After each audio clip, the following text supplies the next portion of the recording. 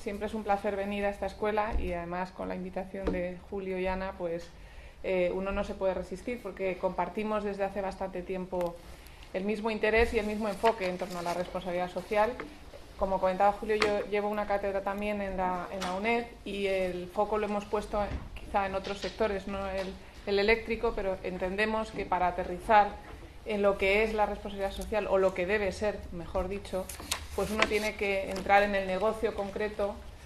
o en una industria concreta y conocer pues lo que antes se comentaba, ¿no? Los impactos que ese negocio tiene. Entonces, desde ese mismo enfoque voy a tratar de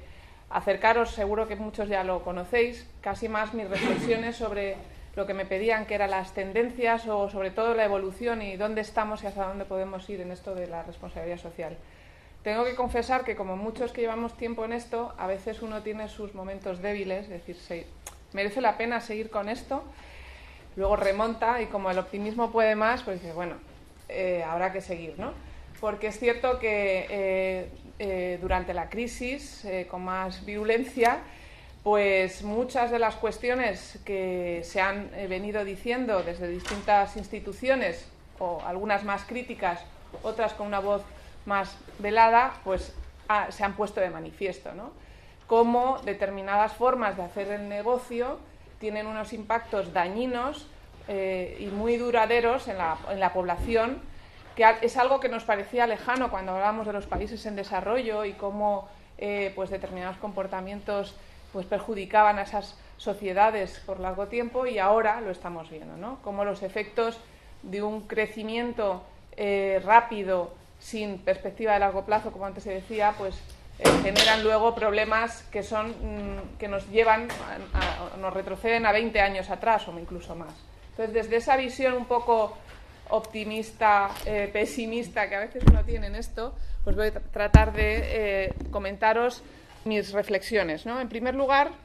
la responsabilidad social no es algo nuevo, siempre se habla de ello en los últimos 15, 20 años, pues a lo mejor más, pero ya en los años 50, si los que nos dedicamos un poco a revisar la literatura y demás, podríamos decir que ya hubo algún autor, como el que señalo ahí, que se preocupó ya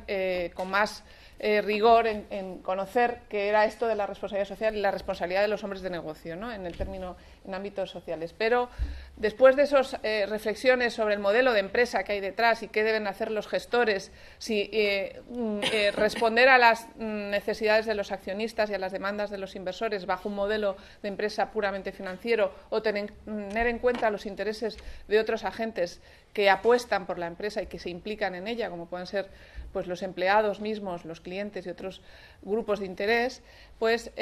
resurge, digo resurge porque el debate siempre estaba ahí, de nuevo en los años 90, finales de los 90, el interés por la responsabilidad social en un contexto de globalización donde los problemas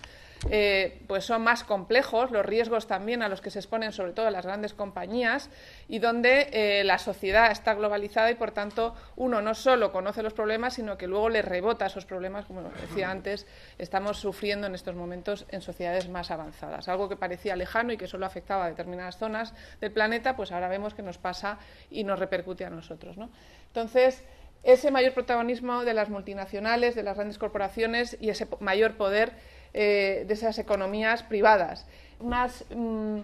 empresas que además involucran, y por eso hago el acento en esto, en prestación de servicios básicos o de servicios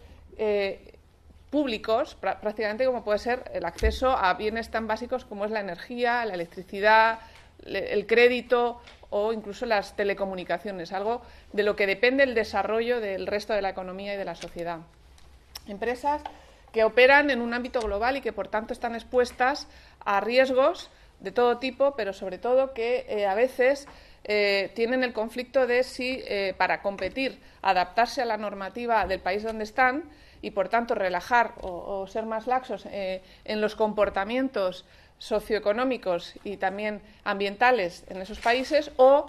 atender a lo que se pide, que es una normativa internacional en tema de derechos humanos, en temas laborales o en temas ambientales, y por tanto subir los estándares de comportamiento en países donde la legislación es más laxa, ¿no? Ese conflicto al que se exponen este tipo de compañías.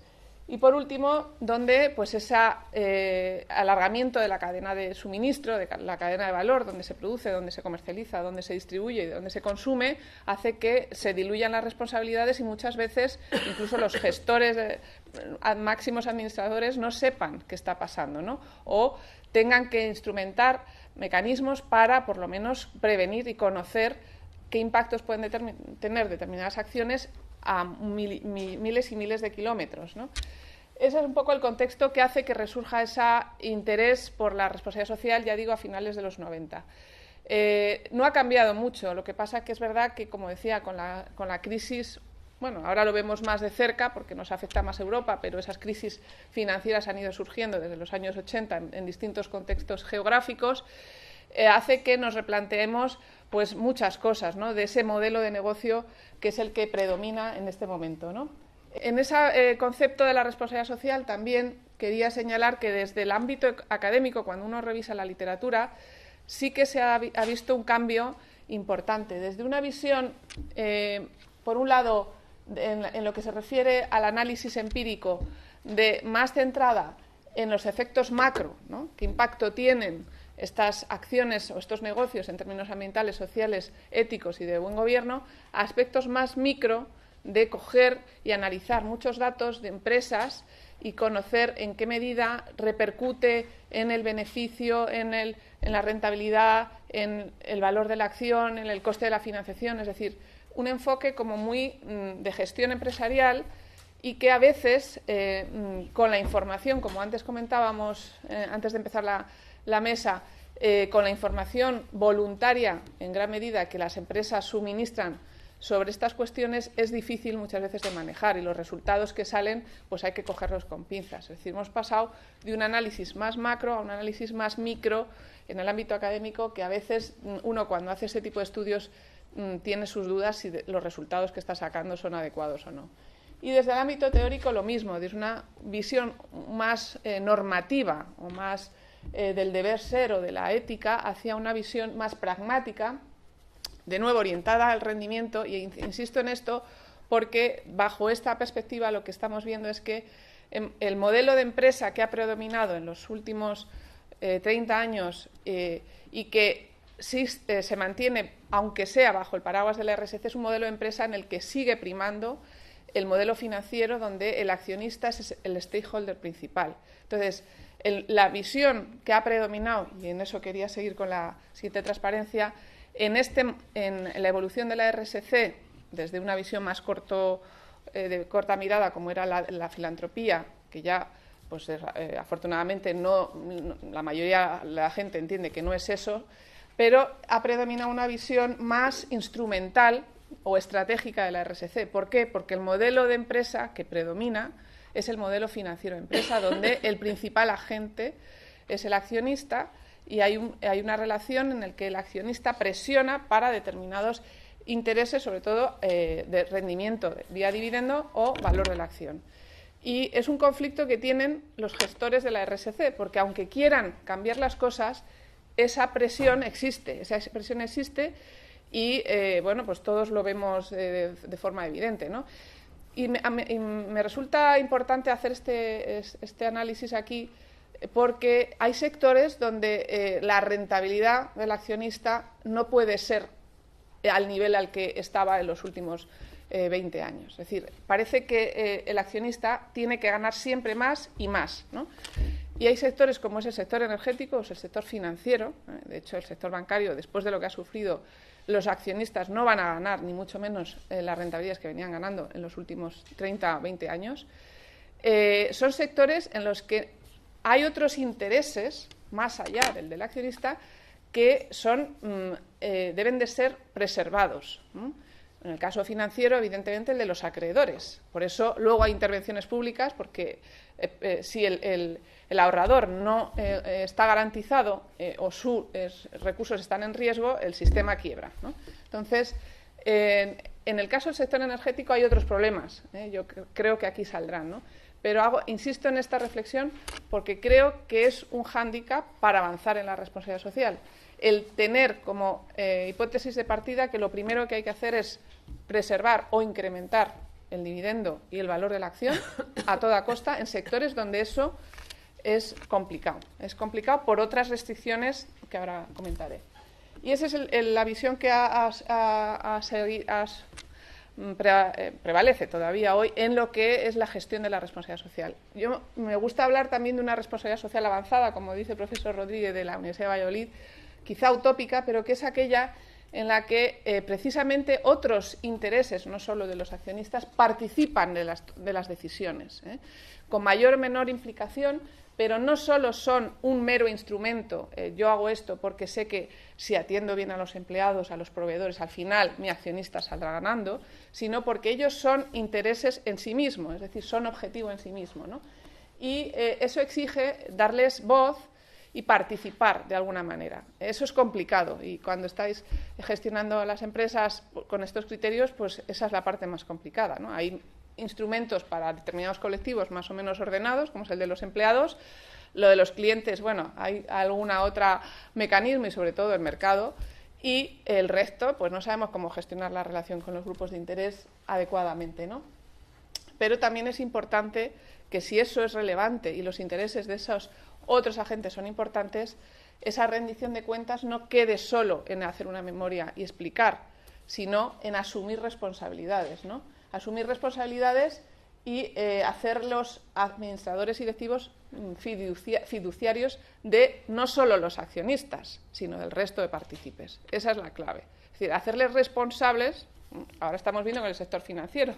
de lo que han hecho no solo con sus accionistas, sino con la gente que depositó los ahorros ahí, que son otros stakeholders, ¿no? Bueno, pues en el sector eléctrico hay otros afectados que pueden verse dañados por actuaciones de la compañía más allá de los accionistas y los responsables administradores tendrán que asumir esas responsabilidades. Lo existe también en el sector textil, hemos visto las consecuencias y hasta dónde llega, muy poquito, ¿eh? Al final la reacción ante problemas de este tipo pues es remediar de forma muy austera con unos millones de dólares para paliar el problema y eso no es, ¿no? Entonces, voy a ir terminando, por supuesto, todo lo que tenía previsto no está aquí, pero sí un poco ya volver al tema de hoy, ¿no? Porque el modelo de negocio es clave, lo decía al principio, y sobre todo en determinados negocios que proveen servicios básicos. Yo creo que la responsabilidad social tiene que ser mayor en ese tipo de sectores estratégicos, porque de ellos dependen muchas cosas, ¿no? Y ahí celebro el que se haga esta sesión, porque el sector en el que nos movemos es un sector donde, bueno, pues como todos conocéis, yo no soy experta en él,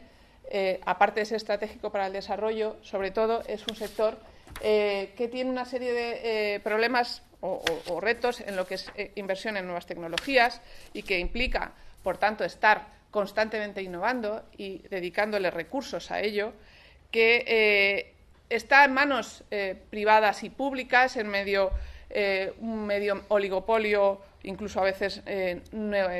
monopolio, con una fragmentación del negocio entre producción, distribución, transporte y comercialización, donde a veces la misma empresa presta los mismos servicios, con un problema que es la dependencia que tenemos de fuentes energéticas y la necesidad de buscar nuevas fuentes, y estos problemas geopolíticos los tenemos en Canarias y los tenemos en las placas solares, la inseguridad jurídica que hay en torno a potenciar unas fuentes u otras,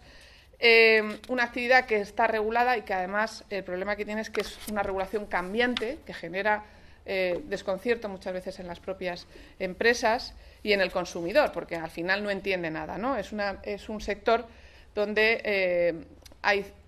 falta de competencia, se está siempre estimulando esa competencia, pero en el caso español, pues yo creo que tenemos todavía unos precios comparados con otros países elevados y unos márgenes en las compañías, quizás por responder a esa exigencia de los accionistas, también creo algo elevadas, donde hay falta de transparencia y claridad en los costes del suministro y en la formación de precios y, por último, donde ha estallado un poco la preocupación social y, por tanto, política, porque los políticos parece que van siempre detrás de lo que la sociedad pide, de que al tratarse de un bien básico, pues hay que tener cuidado y que estamos viendo que la pobreza energética está creciendo, es decir, que el porcentaje de renta que las personas dedicamos al pagar la factura, pues ya representa un porcentaje importante. Se estima que existe pobreza energética cuando se destina más del 10% del presupuesto familiar a ello, y en torno al 17%, según algunos estudios, de los hogares en España están en esa situación. Entonces ya el estallido social es más que evidente. Yo me paro aquí, tenía previsto algo más, pero sobre todo poner el acento en las cuestiones que creo que todavía falta por madurar y espero que se hablen aquí. Gracias.